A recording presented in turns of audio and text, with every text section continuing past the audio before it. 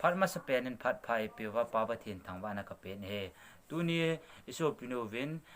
Covid-19 chung chang thua long gyal me pi te za sa the tam ta ane jin ama ko na Covid-19 chung chang thu long gyal iso pinova ko na me pi te ngai chiu te ka ki pa e dam na phai pia ha chunung pathian ka thang wa in teng le mun le phat mun neu khat e hin do do pia kai chunga jong ka ki pa na ka pho ngin he hi chi Covid-19 chung chang thu dol hin ke man sei ding tam pi yong ka nei pon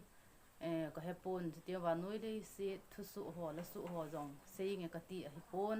hi jong la pathian in e lung se na le e pui dan ho he ka ge la ka ngai to le lo pi ka sa en e chom cha hin sei ka te khat na in kalunga hung ki lang khat he hi chu Covid-19 hung ki se ya ko na hin kalunga hin la khat aging ging jengin hi chi la chang chu a hi le e wa chai lai na sa jiu ngai zu bin ogin chu le sit hot ling so o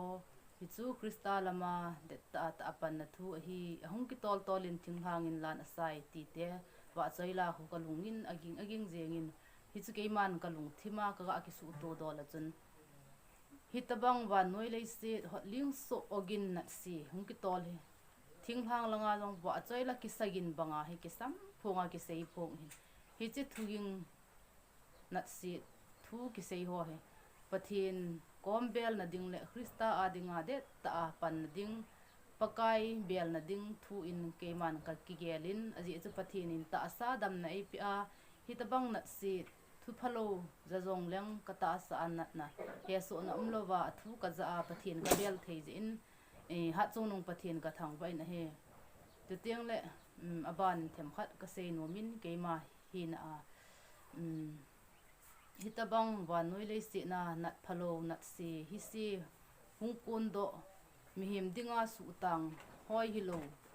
ki ven na ding thil tam pi jong mi ching mi them ten e hin gon pi win a sei juvin hi chi dung zu za chu ki ve na ki hon bit ding ti ho bon cha chu ga ani ding ka ti a ke mam hi min a chu ka ngai to le ka nei ka go le ka ta san jong a zo pon mi hinan ki son lel na ka dim se nin hi jong le ka gel khat om kinin e sim pa ha chunung pathin hingjing ka nei muthim le khowa hin sep khena wan thamjol hin gol da wan noi le si le sunga thil zo se sim pa ke ma e sim pa chu ka gel do tiang le mi hem hina ki son le na tam pi ka nei wangin e sim pa hingjing ha chung om je in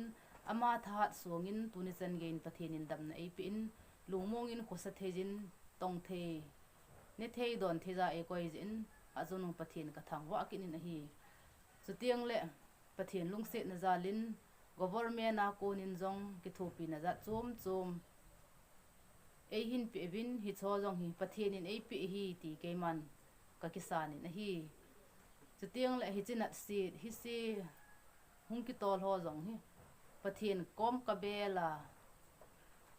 e sim pa ha chunung pathin amlo umsa sumang thei pathin cha ta san nei ta kom ka bela hi le hi chi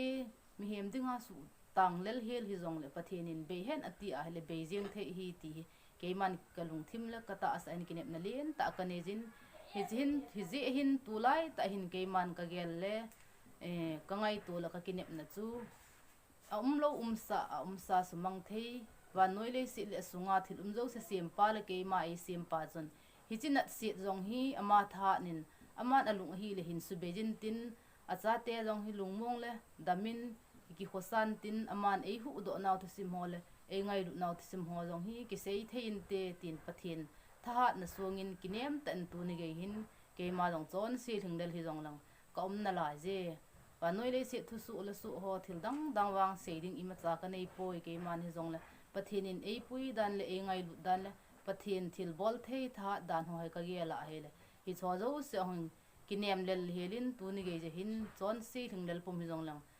ka jing theina la je ti he pathin lo pi na dinga ka hin phon do hin tin izem tia ka sei na la hi na lunggel to ki tu lo ka sei kha lang la pathin min ni ngai da min lang chang khat chang ni ke ma hi na a pathin to ka ki ka hi na a ka sei do ho he pathin lo pi na ding oma hale bon chawa dingin pathin pathei bu pi ta ran